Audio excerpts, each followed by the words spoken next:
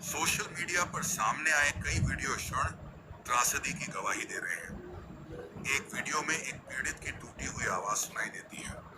अब तो सब कुछ खत्म हो गया है। धराली के सामने है मां गंगा का मायका। एक न्यूज एजेंसी के मुताबिक धराली के सामने स्थित मुखबा गांव गांव जिसे मां गंगा के मायके के रूप में जाना जाता है, वहां के लोग भी इस दृश्य को देखकर टूट गए। लोगों ने ईश्वर को पुकारना शुरू कर दिया, हे बाबा केदार, ये क्या हो रहा है? रक्षा करो। मुखबा गांव के 60 वर्षीय निवासी सुभाष चंद्र सेमवाल, जो स्वयं इस भयावह त्रासदी के चश्मदीद हैं, ने कहा, मैंने अपने जीवन में ऐसा मंजर कभी नहीं देखा। दोपहर में पानी और पत्थरों के तेज बहाव की आवाज आई। मैं और मेरे परिवार के लोग बाहर निकले। जब खीर गंगा से भारी मात्रा में पानी नीचे आता देखा तो हम घबरा गए। हमने सीटी बजाई और धाराली बाजार में रहने वालों को चिल्ला चिल्ला कर चेताया कि वहां से भाग जाओ।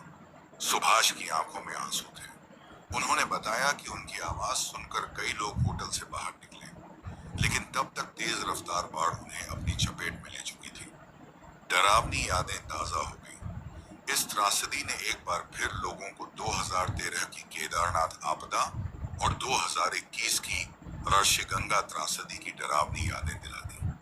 जैसे केदारनाथ में तीर्थ यात्रियों से भरे इलाके में अचानक मौत का साया छा गया था, और ऋषिगंगा में हाइड्रो प्रोजेक्ट में काम कर रहे सैकड़ों मजदूरों का एक सामान्य दिन कैसे त्रासदी वाला बन गया था, वैसे ही इस बार खीर गंगा की बाढ़ ने धाराली की जीवंत बस्ती को मलबे के नीचे दबा दिया।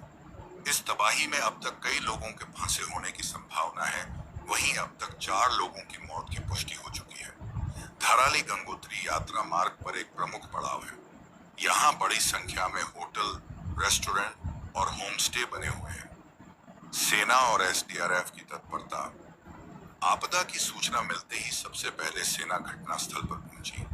चूंकि सेना का हर्षिल कैंप घटनास्थल से सिर्फ 4 किलोमीटर की दूरी पर है, इसलिए लगभग 150 सैनिक महज 10 मिनट में मौके पर पहुंच गए।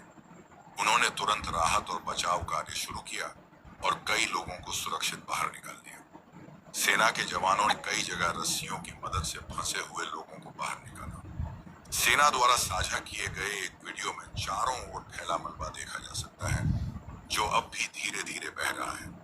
एक सैन्य अधिकारी ने कहा, लोगों को फिलहाल आपदा प्रभावित धराली क्षेत्र से दूर रहने की सलाह दी गई है। वहीं एसडीआरएफ के अधिकारियों ने जानकारी दी है कि राहत और बचाव कार्य में 50 जवानों की टीम लगी हुई है। उनके पास पीड़ितों को खोजने वाले कैमरे, कटिंग टूल्स और रोटरी हैमर जैसे जरूरी उपकरण मौजूद हैं। अधिकारियों के मुताबिक धाराली के अलावा हर्षिल में सेना कैंप के पास भी एक और बादल। 2023 में सिलक्यारा सुरंग में 2023 में हादसा हुआ था, जब निर्माण के दौरान एक हिस्सा ढह गया। 41 मजदूर 17 दिनों तक अंदर फंसे रहे, लेकिन लंबी रेस्क्यू ऑपरेशन के बाद सभी को सुरक्षित बाहर निकाला गया।